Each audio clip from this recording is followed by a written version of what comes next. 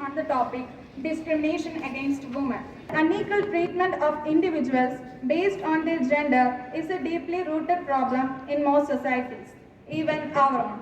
Discrimination of women in health, education, and politics has consequences for the development of their lives and their freedom of choice.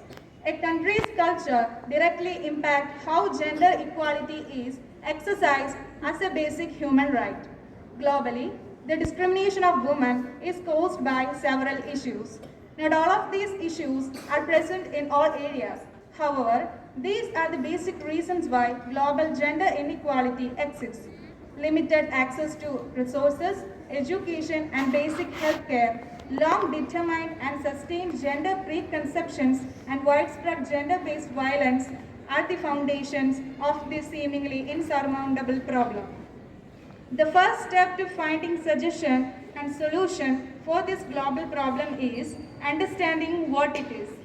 Gender equality is first and foremost a human right. Women are entitled to live in dignity and in freedom from want and from fear. Empowering women is also an indispensable tool for advancing development and reducing poverty.